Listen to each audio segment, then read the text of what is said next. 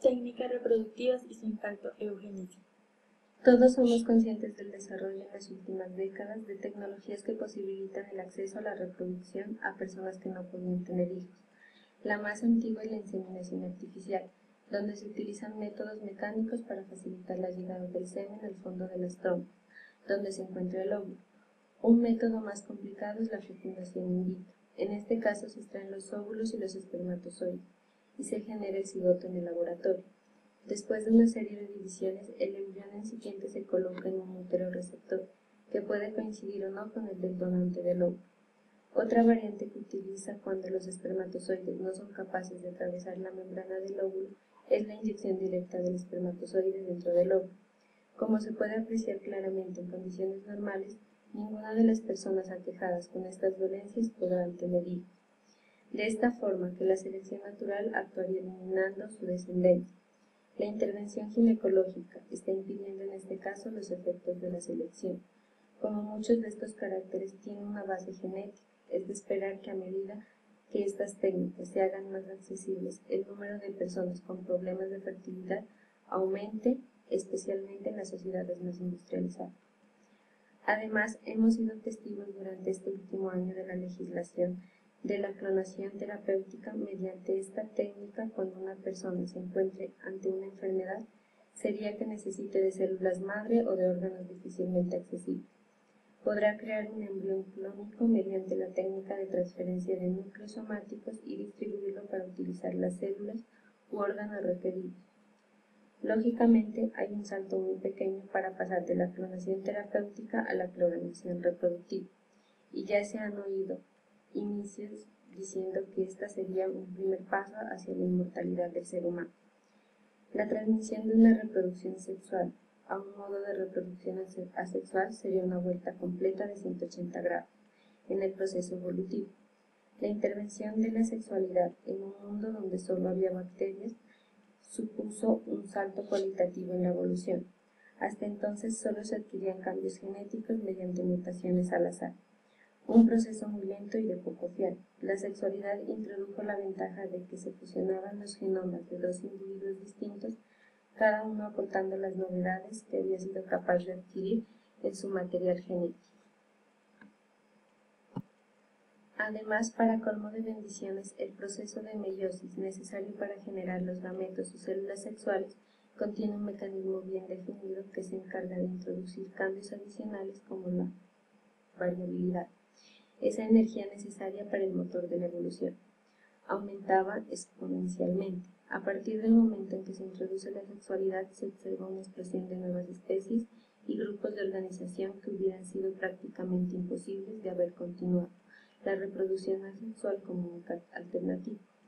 Por lo tanto, se ve claramente una vuelta a la reproducción asexual.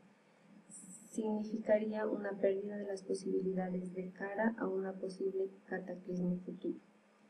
Un tema que se ha bajado también es la reproducción entre dos mujeres sin intervención del varón. Dentro del discurso feminista y defendiendo como un derecho a las parejas de lesbianas, se ha planteado la posibilidad de fusionar dos óvulos o de realizar una clonación donde una de las mujeres, donde el óvulo y la otra el núcleo asomático. Una sociedad del Amazonas construida sobre estas bases podría prescindir completamente del efemento masculino, desligando completamente la reproducción humana del proceso natural. Técnicas en nuestro futuro inmediato. Existe un número de técnicas reproductivas que parece que aún no se han aplicado en humanos, pero cuyo uso en animales está muy bien extendido y al alcance de cualquier biólogo molecular. Me refiero a las técnicas de ingeniería genética, que permiten la modificación de elementos genéticos y, por tanto, la programación genética de los organismos modificados. Algunos padres podrían desear la introducción de alguna de estas modificaciones en sus hijos.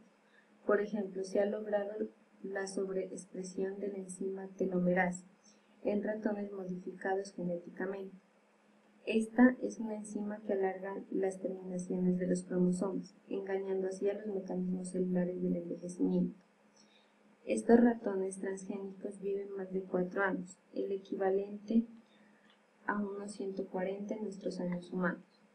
Hay genes que regulan la transferencia de energía desde la grasa a la masa muscular y viceversa, en una sociedad donde se da culto a un físico musculoso.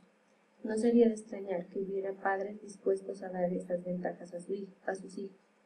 Por otro lado, se han identificado genes que aumenten la agresividad y probabilidad de terminar en la cárcel. Tampoco sería difícil pensar en una sociedad que exija la eliminación de estos genes en sus futuros ciudadanos. Evidentemente, una vez que caigan las barreras sociales y se permitan las primeras modificaciones genéticas, se abriría una carrera sin precedentes en que una especie será capaz de modificar su propio contenido genético a voluntad.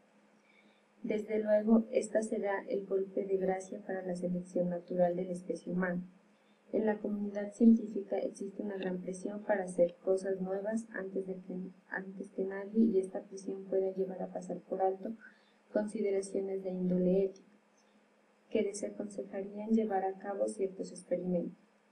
Por ello, además de las sociedades científicas y de las revistas que publican los datos obtenidos por los científicos, la sociedad en general y sus clases dirigentes deben tomar cartas en el asunto y regular estos temas antes de que se produzcan daños irreparables.